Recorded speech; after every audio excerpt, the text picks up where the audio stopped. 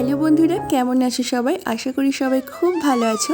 আর বংমৌরি চ্যানেলে তোমাদের সবাইকে স্বাগত জানাই। এই চ্যানেলে এতদিন তোমরা মার্কেটের ওপরেই ভিডিও দেখে এসেছো। প্রায় 6 মাস হলো কোনো ভিডিওই আমি দিতে পারিনি। তাই ভাবলাম আজ নতুন কিছু করি, একটা ডেইলি ব্লগের মাধ্যমে আমার নতুন সংসার জীবনটা তোমাদের সাথে তুলে ধরার চেষ্টা করি।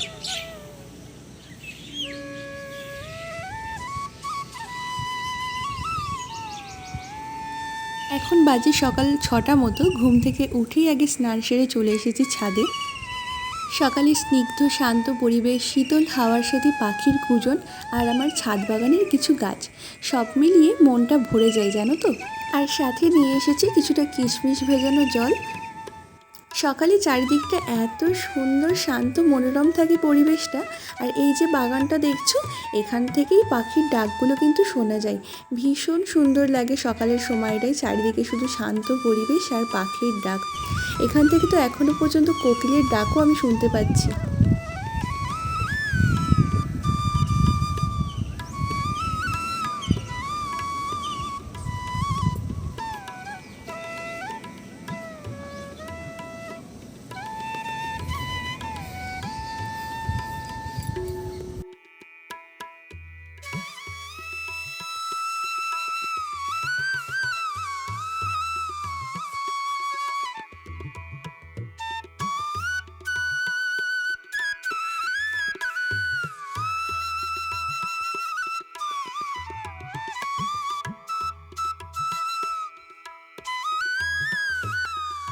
আর এখানে বসে বসে আমি কিশমিশ ভেজানো জলটা খেয়ে নিচ্ছি।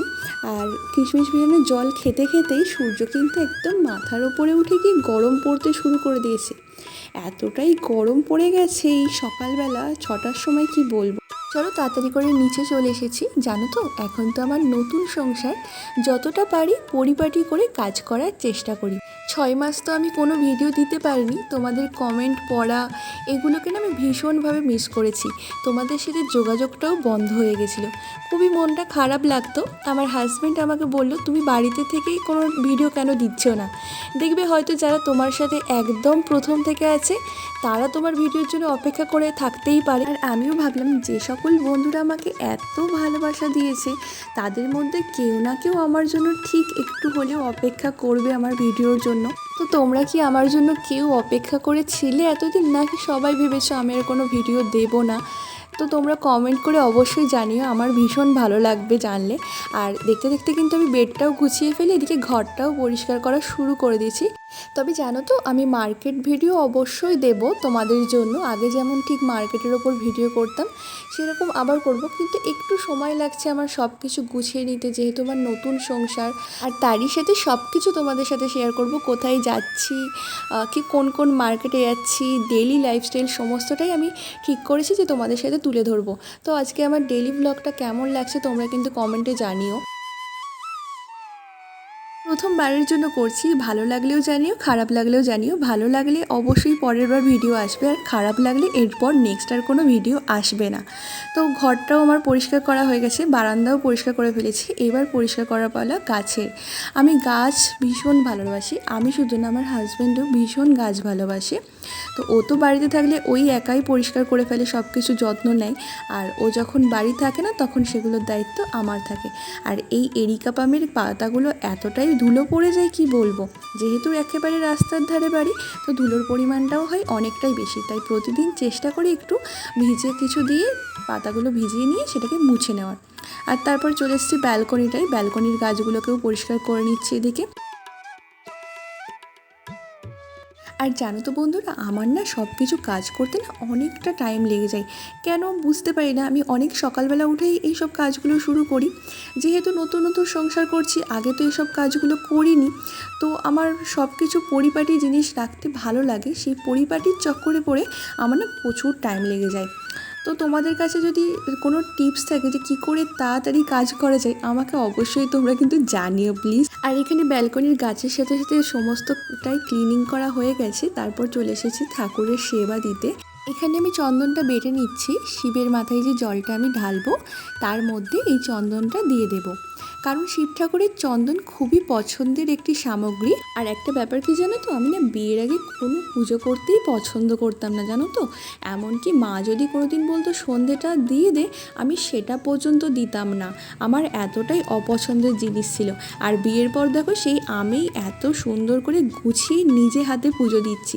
আমার নিজেরই ভাবতে অবাক লাগে যে আমি নিজে আগে কেমন ছিলাম আর এখন আমার এই 6 মাসে ঠিক কতটা পরিবর্তন হয়েছে বন্ধুরা, কি বলবো তোমাদের।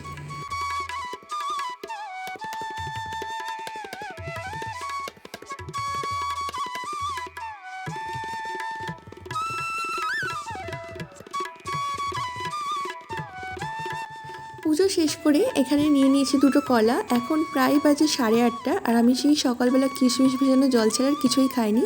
তারপর চলে এসেছি নিচে কিচেনে। পুজো করতে যাবার আগেই ডাল আর আলু সেদ্ধ বসিয়ে গেছিলাম। এটা আমাদের বাড়িতে মোটামুটি সবাই ভালো খায়। সকালের মেনু হচ্ছে মুড়ি আর ডাল সেদ্ধ। আর খাওয়া দাওয়া শেষ করে এদিকে দেখো রান্না করতেই যাব, আর মানু ঘুম থেকে উঠে পড়েছে। মানু হচ্ছে আমার ননদের মেয়ে। দেখো কেমন মুখের দিকে তাকিয়ে আছে।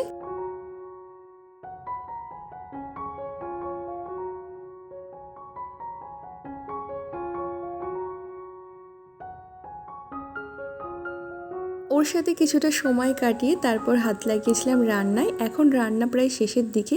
এদিকে বানিয়েছি আমার জন্য ডাল, আর এটা রয়েছে বাকিদের সবার জন্য একটু বেশি টক দিয়ে ডাল। আমি একেবারেই বেশি টক খাই না, তাই দুটো ডাল আলাদা করেই বানাই।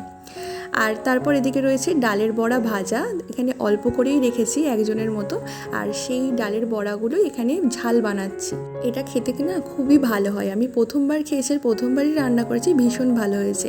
আর এটা হচ্ছে একটা ডাঁটার তরকারি, এটাও খুবই ভালো হয়েছিল। তরকারিটা আমার খুবই ভালো লেগেছে। আর রান্না করার পরেই না আমি পুরো কিচেনটা না আমি পরিষ্কার করে নিই, জানো তো। রান্না করার সময় যে তেল মশলাগুলো ছিটে যায় না, সেগুলো যদি একবার রান্না করার পর পরিষ্কার না করা হয়, সেটা না পুরো নোংরা মানে জমে থাকে। আমার একেবারেই দেখতে ভালো লাগে না। তাই সাথে সাথেই আমি রান্না করার পর পুরো কিচেনটা, কাউন্টার টপ থেকে দেওয়াল থেকে শুরু করে সবটা আমি পরিষ্কার করে ফেলি।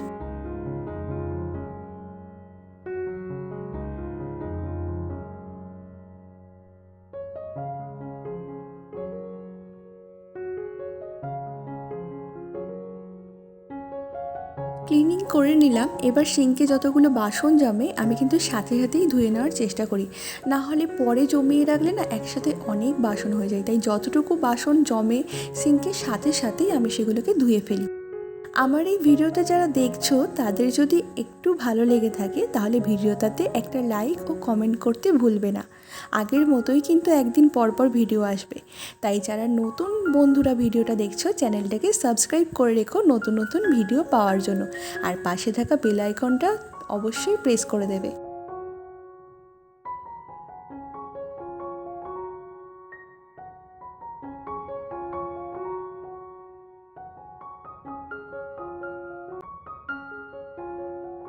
সব কাজ মিটিয়ে এখন মোটামুটি ওই 1:30 মতন বাজে। এখনও আমার অনেক কাজ আছে, অনেক জামা কাপড় কাচাকাচি করে এখন চলে এসেছি ছাদে সেগুলো মেলে দিতে।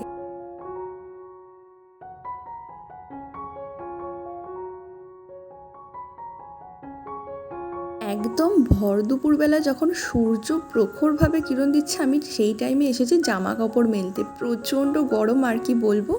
তারপরে জামা কাপড় মেলে দিয়ে এসেই রান্নাবান্না তো হয়েই গেছিলো।